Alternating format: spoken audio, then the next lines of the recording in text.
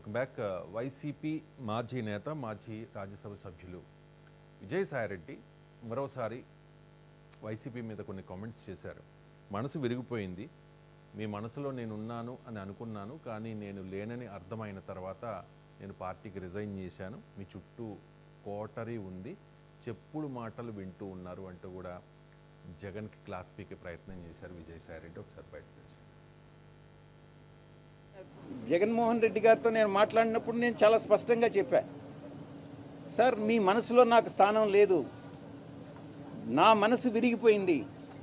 మీ మనసులో స్థానం లేనప్పుడు ఈ పార్టీలో కొనసాగాల్సినటువంటి అవసరం నాకు లేదు, కాబట్టే నేను ఈ పార్టీ వదిలి వెళ్ళిపోతున్నాను.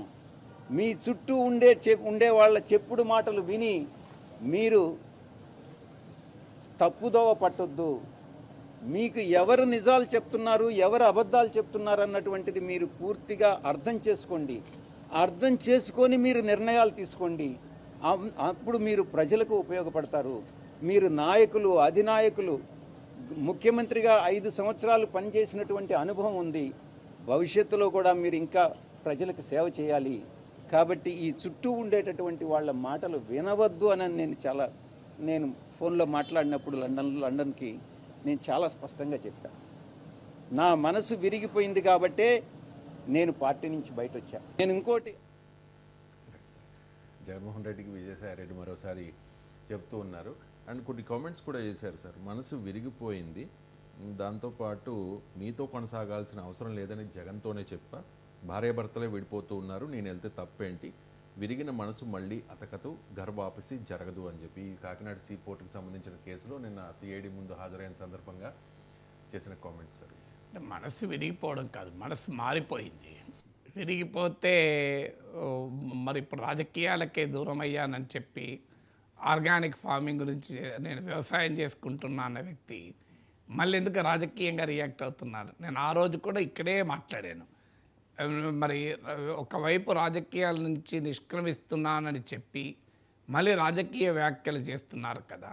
ఎవరైనా రాజకీయ ప్రశ్నలు జర్నలిస్ట్ అడిగితే ఇది నా సబ్జెక్ట్ కాదు, నా దగ్గర మీరు ఆర్గానిక్ ఫార్మింగ్ గురించి అడగండి, సో మా సస్యరక్షణ చర్యల గురించి అడగండి నేను చెప్పాలి తప్ప రాజకీయాలు అడిగితే నేను చెప్తానని చెప్పి రాజకీయాలు మాట్లాడేది ఏంటని ఆ రోజు కూడా అన్నాను.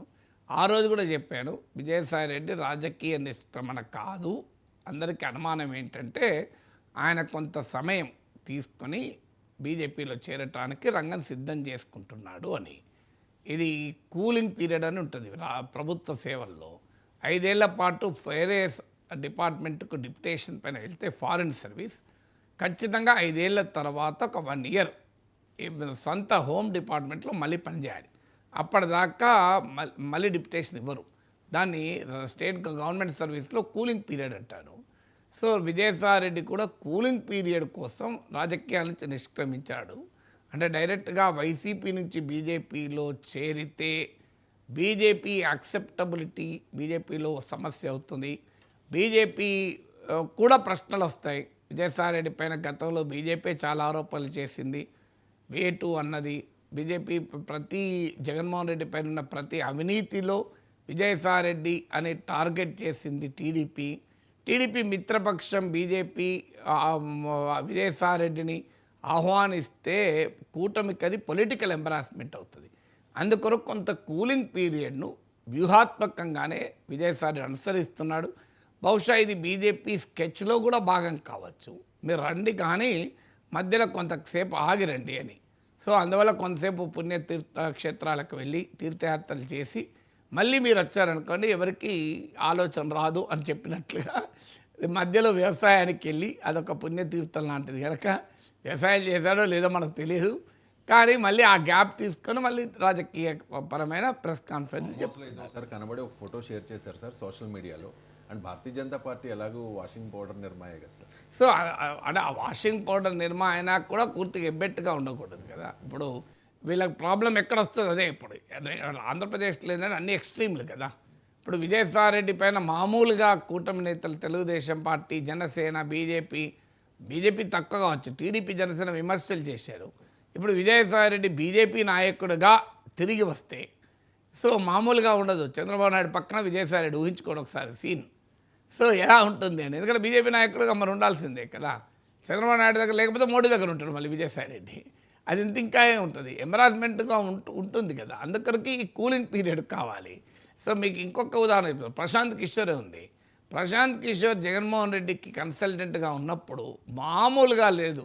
తెలుగుదేశం అనుకూల టీవీ ఛానల్ డిబేట్లలో చూడండి, ప్రశాంత్ కిషోర్ని ఎంత ఉతికారేశాడు. దుష్టుడు, దుర్మార్గుడు, సంఘ విద్రోహి, కులాల మధ్య చిచ్చు పెడుతున్నాడు, చిల్లర పనులు చేస్తున్నాడు, సోషల్ మీడియాలో అసభ్యమైన పోస్టులు పెట్టి, అది అన్ని రకాలుగా సర్వ సమస్యలకు మూలం ప్రశాంత్ కిషోరే అంటూ టీడీపీ అనుకూల మీడియాలో భయంకరంగా అటాక్ చేశారు. సడన్గా కట్ చేస్తే గన్నవరం ఎయిర్పోర్ట్లో లోకేష్తో కలిసి ప్రశాంత్ కిషోర్ నడుస్తున్న విజువల్స్, చంద్రబాబు నాయుడుతో సమావేశం. మళ్ళీగా ప్రశాంత్ కిషోర్ ఇంద్రుడు చంద్రుడు రాజకీయ విశ్లేషకుడు అని చెప్పుకోవాల్సిన పరిస్థితి వస్తే ఎంత అగ్లీగా ఉందో చూడండి మీరు. ఇది మీరే ప్రశాంత్ కిషోర్ను ఎన్ని అనాలను అన్నని మళ్ళీ ప్రశాంత్ కిషోర్ చాలా గొప్పవాడు అని అంటే, ప్రశాంత్ కిషోర్తో చంద్రబాబు నాయుడు గంటన్నర భేటీ అవ్వడము, లోకేష్ హైదరాబాద్కి వచ్చి ప్రశాంత్ కిషోర్ను పర్సనల్గా రిసీవ్ చేసుకొని ఆయనతో కలిసి గన్నవరం ఎయిర్పోర్ట్లో విజువల్స్ వస్తే పాలిటిక్స్ను చూసి జనం ఏమనుకోవాలి? సో అంటే లేదని మీరు ప్రశాంత్ కిషోర్ని ఆ స్థాయిలో అటాక్ చేయకపోతే ఏం కాదు. అటాక్ చేసేటప్పుడేమో భయంకరంగా అటాక్ చేస్తారు. అది మోడీ కానీ, విజయసాయి రెడ్డి కానీ, ప్రశాంత్ కిషోర్ కానీ. మళ్ళీ కౌగలించుకుంటే మామూలుగా కౌగలించుకోరు, ఆలింగనము. సో ఈ ఎక్స్ట్రీమ్స్ వల్ల రాజకీయాలు ఇబ్బంది.